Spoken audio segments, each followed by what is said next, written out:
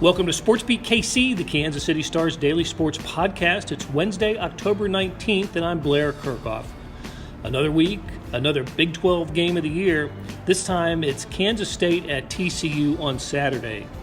These are the final undefeated teams remaining in conference play. Both are 3-0. The Horned Frogs are ranked 8th nationally and are 6-0 overall. K-State's ranked 17th and stands 5-1.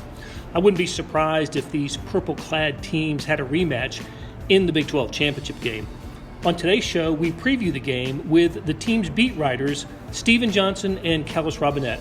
Stephen covers the Horned Frogs for the Fort Worth Star-Telegram, and Kellis has been covering the Wildcats for years for the Wichita Eagle and Kansas City Star. They break down the matchup between a terrific offensive team in TCU and a great defensive and ball control team in Kansas State. After a break, you'll hear from new Big 12 Commissioner Brett Yormark. He spoke to the media at Big 12 Women's Basketball Media Day in Kansas City this week and had some interesting comments. For instance, he said he believes the Big 12 can make more money from its TV contract after Texas and Oklahoma leave for the SEC.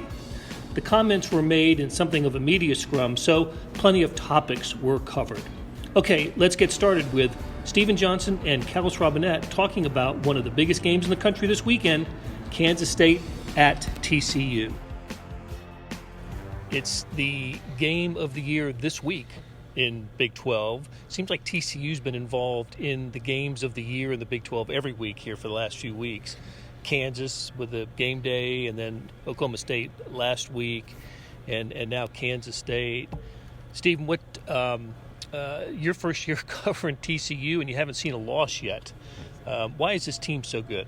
I think really the mentality that Sonny Dykes and the rest of the staff have kind of just brought in at the program, it's really just kind of helped them, I think. It seemed like at the end of the Gary Patterson tenure, there just needs to be a new voice, some new energy. Obviously, it helps they have a really great kind of offensive scheme now. So I think it's a little bit more simpler. They stick to what they do consistently on a week-by-week basis, and now I think they lead the country in the percentage of plays that go for at least 15 yards, aka big plays.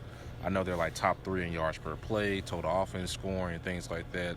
So obviously you've seen the offense take a major jump, but I just think the overall mentality, what they do with their nutrition, how they kind of operate leading up to games, those smaller things have kind of helped just as much as you've kind of seen with the scheme on offense and on defense, where they're a little bit better. They've made some strides on that side of the ball compared to where they were last year too.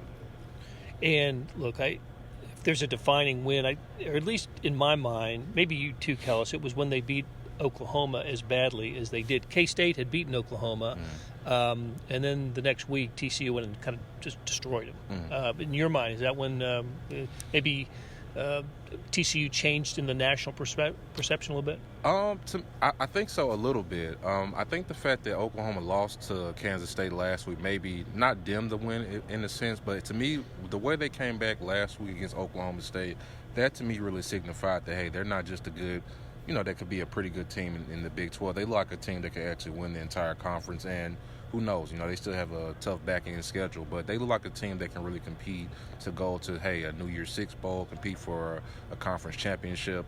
Just to go down to a team that beat them by 46 last year. I was in the press box. I was in that stadium. I know for a fact some people thought it's going to be similar to last year. Just the way they were able to come back, and the fact that the defense held Oklahoma State to 32 yards of offense in the fourth quarter, and eventually the offense got rolling. That was the win to me. That was the signature one that kind of let me know, hey, these guys are legit. They're a for-real team. Kellis, K-State's got the same ambitions, don't they? Conference and even the college football playoff. They're not out of anything. 17th ranked going into this game. They do, and it's kind of funny that we get everybody's two favorite Big 12 sleepers are meeting this week when they're both undefeated in the conference. The winner emerges as first place all alone next week, so think about that. But yeah, preseason, everybody was talking Kansas State. You got to get on them. They're the team that's going to surprise. Same with TCU. If they can figure things out, they're going to be right there with them. Lo and behold, here we are. They both made Oklahoma look really bad. So now we get to see who's the best between them. The interesting thing about this game to me is that just the timing of it, I think, is really fascinating because you've got TCU, who obviously is just cranking out these wins, but at the same time it comes against, like we said, Oklahoma, high-profile game, Kansas, game day, Oklahoma State, they got to rally and win in double overtime. Do all those wins in succession mean anything here? Does it help their momentum, or are they finally due for a letdown where they just can't get up and play this magical game 4 weeks in a row, whereas Kansas State they've already played Iowa State. They've had the rock fight game where they survive it. They get a week off. Now they come in fresh. Does that favor one team or the other? You could really argue it both ways. So that's one thing I'm going to be keeping an eye on. What do you think, Stephen? What does it really is in college football? So much emotion, right? And 3 weeks in a row, TCU, highest of highs. Last week was phenomenal. I mean, the Oklahoma State comeback and then the post game scene. I mean, all that stuff was fantastic. Is this a team that can maintain an emotional edge week after week? So far, I think they've done that. They've honestly been, at least for their program, they've been in 4 straight high-profile games, even once you include SMU with all exactly. Yeah, You're right. The iron skillet. Mm-hmm. Yeah, and that was with all the chatter around Sonny Dykes and some of the rivalry noise and things like that. That was a big emotional game for them as well too. So what they really have emphasized, what they've really been preaching, is to treat each week like its own week. Like what you did against Oklahoma State, they said it immediately after the game. Kansas State isn't going to care. Nobody really cares what you did last week. It's a what have you done for me now, recently type of business. So I think the team has done a great job so far. But, I think it is a fair question to wonder, can you do it for a 5th straight week against a team that I think stylistically is a type of team that can kind of give them trouble with the way Kansas State can run the ball. Obviously, they have a great defense. So I think TCU has the mental capacity to do it. It's just I think Kansas State is – them and probably Iowa State are the 2 teams I would say might be the toughest matchups for them just style-wise. Yeah, this is, I think, the first true defensive test TCU is going to play this season. Like Oklahoma – they've totally given up on defense. You saw it against Kansas last week. They went in that game and said, we are scoring 50 points in this game or we are losing. They had pedal to the metal the whole way. They knew it. Anybody can score in Oklahoma. TCU did it. K-State did it. KU did it. Oklahoma State, they're all offense too. So now how do they handle a team that's going to come in and try to win with defense? I don't know if Kansas State is quite as good as Iowa State. They can't turn every game into a rock fight like the Clones. They're the masters of it. But Kansas State's strong up front. They got healthy during the bye week. They're strong in the back end. Same deal. They got healthy during the bye week. So that to me is another interesting matchup. Like you said, you got 2 conflicting styles here. One team trying to run it and pound down the other team's throat, play some defense. The other team wants to come out and win, with offense. So that might be one other thing to keep an eye on here. Where does the score end up? Because if it goes in the 30s and it is a shootout, it definitely favors TCU. If it's more of a grind-out game and it's lower scoring, probably favors Kansas State, even though I say that knowing that they're 2 ugly games they've had. They lost to Tulane 17-10, low-scoring game, only beat Iowa State by 1, 10-9 game. So even now as I say that, maybe I'm regretting that. Maybe they both want to shoot out. I don't know. But definitely, if TCU speeds it up, I think it's to their advantage rather than the other way around. And they face some teams, obviously, I think for 3 straight weeks they faced a team that led the Big 12 in sacks. So they faced some good defensive lines. But just when I was kind of researching Kansas State, it seems like their secondary, I don't know if there are any stars back there. I think they lead the conference in interceptions. So it looks like they do a great job of turning you over, forcing you into mistakes. TCU has maybe only turned the ball over 3 or 4 times, and most of those one was against Tarleton when they were up by 50 points. Another was a Hail Mary at the end of the first half against Kansas. So this is an offense that has really, in my view, or depending on how you look at it, has really only turned the ball over twice. So I'm really interested to see can Kansas State force them into turnovers? Can TCU remain efficient as well? But it's going to definitely be the biggest defensive test they faced all season. One interesting note there. Kansas State, while they have made teams turn the ball over like crazy in Manhattan, they've yet to force a turnover in a road game. That is interesting. Yeah. Hey, look, I was asked earlier this week who my offense and defensive players of the midseason are, right? Players of the year at midseason in the Big 12, and my choices are playing in this game. I went with Max Duggan for Offensive Player of the Year, and he's been phenomenal. What a good story he is. Lost the job and then got it back in the first game because of the injury, and he's just been phenomenal. But I'm not so sure. He's certainly not the best pro prospect. TCU's got a wide receiver who's been off the charts. Electric. Good. Yeah. So Quentin Johnston. Tell us about him a little bit. It was kind of crazy because he started the season, the first 4 games, relatively slow. I think he made, like, his season high, those first 4 games might have been 3 catches, 30 yards, and things like that because they were doing such a great job of spreading the ball out. But as I think the stakes have kind of risen, the competition has gotten better, he's shown what type of monster he is, man. He's great after the catch. He's a legit 6'3", 6'4". He's the type of guy that can make those highlight, mossing on guys type of catches, but he's also dangerous after the catch. He turned a curl route against Oklahoma State into a 30 or 40-yard game to set up that game-tying touchdown. So he's big, he's strong, he's fast. Sonny Dykes and the rest of the staff have really kind of pushed him in the offseason to not just make those highlight plays, but we want to see you make like those contested catches on third down to move the chain. So I think he's become more of a complete wide receiver. And now him and Max are on that same page. So he's averaging, 200 yards a game the last 2 weeks. So I think it's going to be – I'll be interested to see who Kansas State puts on to kind of slow him down. And then on defense, King Felix Anudike Uzama, he's everything that he's been built up to be. I mean, he's been terrific throughout his career, but he's playing great.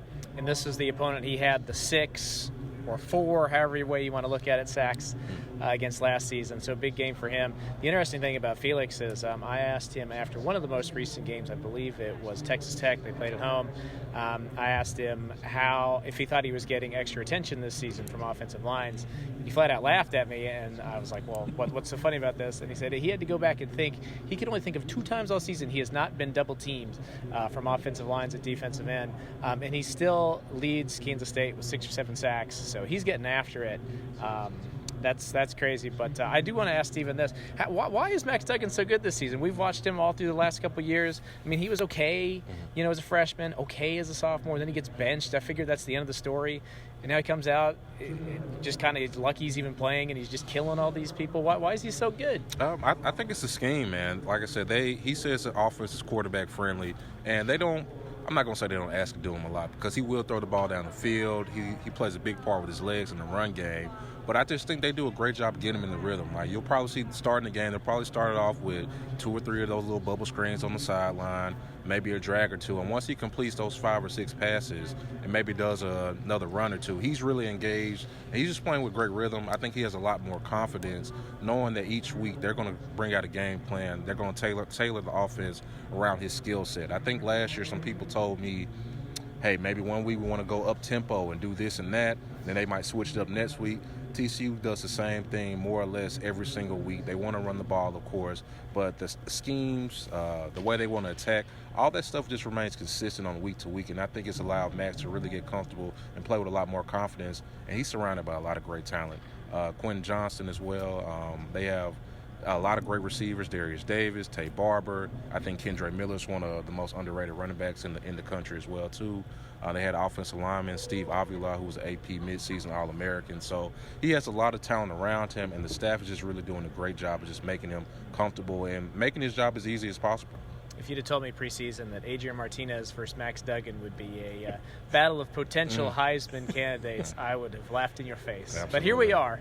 The marquee matchup, those 2 guys. Adrian Martinez obviously having a great season. Deuce Vaughn, of course, another terrific player for Kansas State. A lot of good players on both sides, which is why it is a marquee game this weekend. Okay, Steven Johnson covers TCU for the Fort Worth Star-Telegram. Kellis Robinette covers Kansas State for the Wichita Eagle and Kansas City Star. Thank you very much, guys. Great conversation.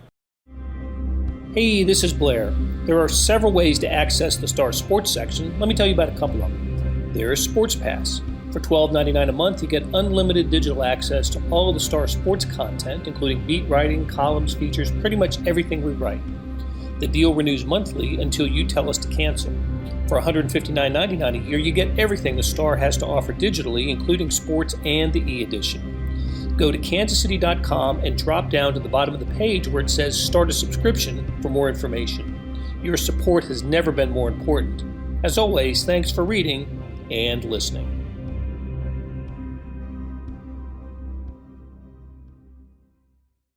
Here is Big 12 Commissioner Brett Yormark. He officially took the job in August, and it's been a whirlwind of activity for him over the past few months.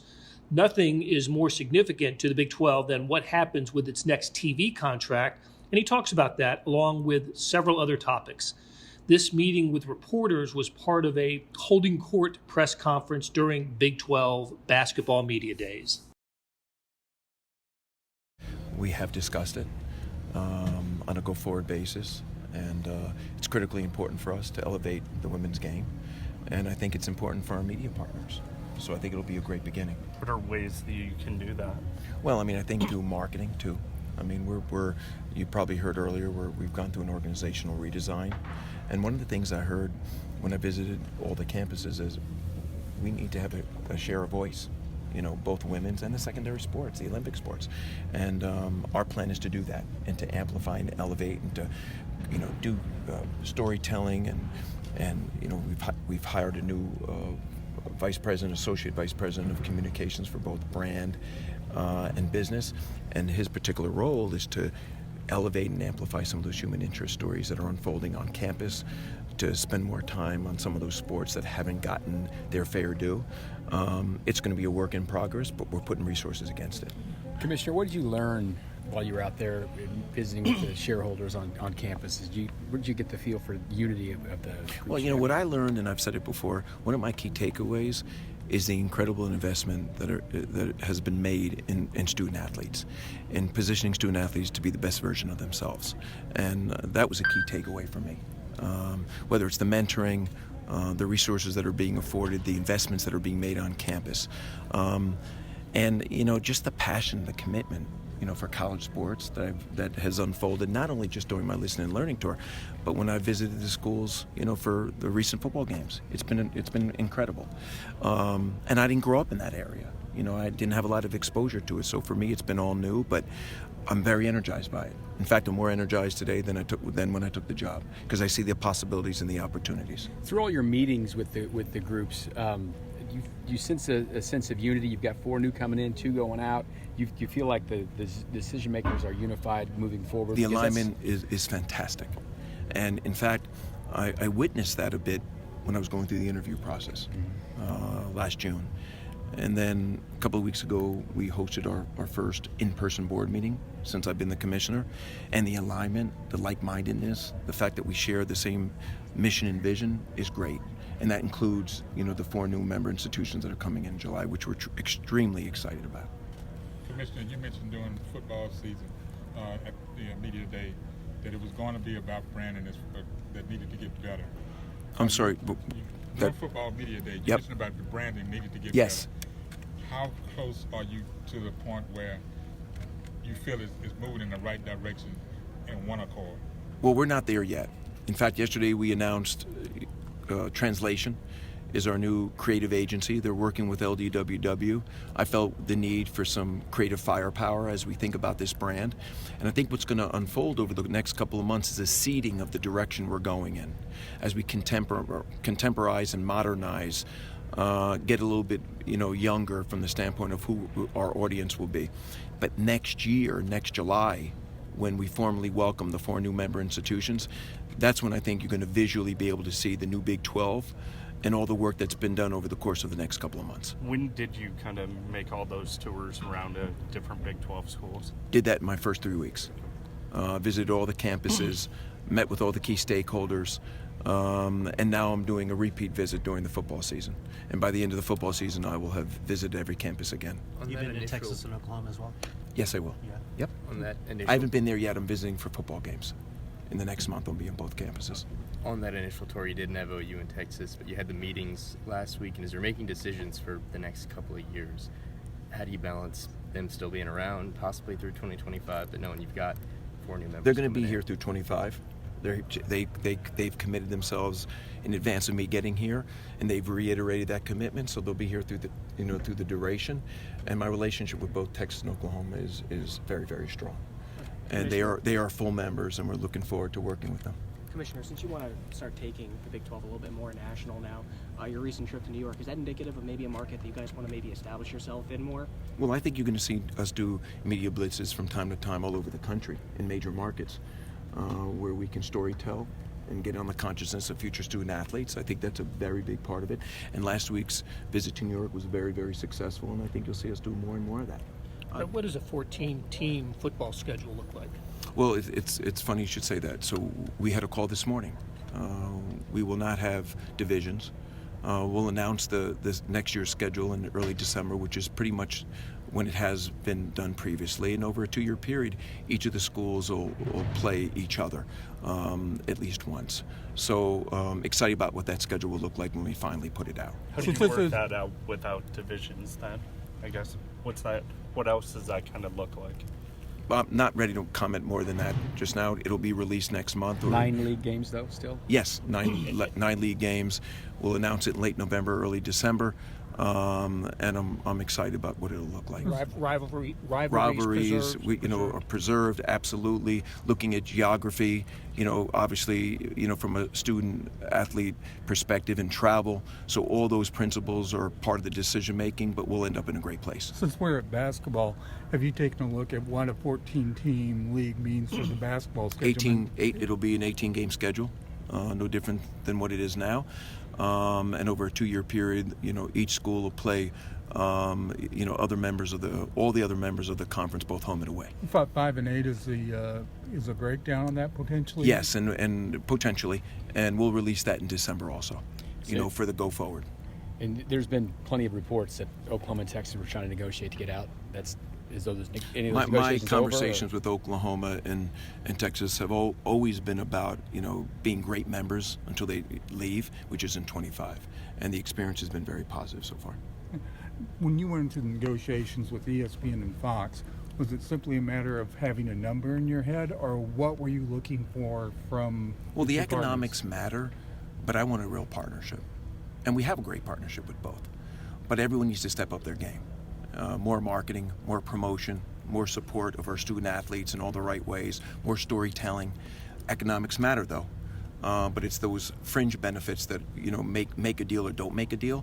But we're getting to a pretty good place. And again, if we don't do a deal now, it's okay. In 16 months, we'll get back at it, and we'll work through that exclusive negotiating period. Are you still in the market for expansion if things are, Well, as I've said before, and back in July, we're open for business in every respect, expansion being a part of that also. If there's an opportunity that something presents itself that's truly additive and creates value, extends your geographic footprint, potentially puts us in a 4th time zone, why not? But it's got to be all about value creation. Is getting into that 4th time zone, is that a real push, a real Well, listen, carrot? If we can offer continued scheduling flexibility for our media partners, we'd like to pursue it. But there's a lot that goes into that decision. And, again, we're vetting out any and all possibilities right now. How about future championship sites? You've only been on the job for a few months now, but basketball's here for a while. We love Kansas City. Prior to me coming on board, we extended through 27. The women come over next year in 24. So for the foreseeable future, we're here. But I would like to create some tentpole events, maybe outside of our championships, that give us an opportunity to showcase who we are and where we're going in major markets across this country, in an effort, obviously, to nationalize this conference. So everything's under consideration right now. But we're thrilled being here. I've heard wonderful things about this tournament, and for the foreseeable future, we'll be here. And parochial Dallas question. What about the football championship? We extended the football championship through 25 and excited to be in Dallas. It's a great market. AT&T Stadium is a world-class venue, and they do great things for us. I mean, could you see going outside your footprint for either football or basketball championships? We have not discussed that as of yet. Happy where we are. What does nationalizing the conference look like? I want student athletes from coast to coast to vote yes for this conference. Right now they vote for schools. I want to give them another reason to vote for this conference. I want them to recognize us and like all the things we're doing and where we're going, and be on their consciousness. Right now I'm not sure that's happening, but hopefully, in a period of time, we'll have that dynamic. In the previous life, you may have known Eric Adams a little bit, the mayor of New York City. He had a recent quote about Kansas not having a brand. I want to get your thoughts on that. Well, if you saw what we did in New York, I gave him a Kansas jersey, and he knows Kansas is a brand now. And yes, I do know Eric. He's a good friend of mine, and we've known each other for years. He was the borough president when I was in Brooklyn. So when I was here last in Lawrence for game day, the mayor came up to me and said, "Hey, Brett, what happened with Eric Adams? What's up with the Kansas not being a brand?" So I called Eric on the spot. And I said, "Eric, we need to do a little photo op. I need to teach you that Kansas is a brand." And he obliged. And, he's a good man. And he realizes it was a misstatement. And it's been corrected. That'll do it for today. Thanks to our SportsBeat KC production staff of Monty Davis, Randy Mason, George Howard, and Jeff Rosen. Tip of the cap to Callis Robinette of the Wichita Eagle and Kansas City Star, and Stephen Johnson of the Fort Worth Star-Telegram for sharing their insights on the K-State TCU game this weekend. We should mention that game kicks off at 7 p.m. and will be televised by Fox Sports 1. Morning Sports Edition was 52 pages today, full of information about college basketball and football, the baseball playoffs, the Chiefs, Royals, you name it, it was there. Go to liveedition.kansascity.com for more information. Thanks for listening, and we'll be back soon with another SportsBeat KC.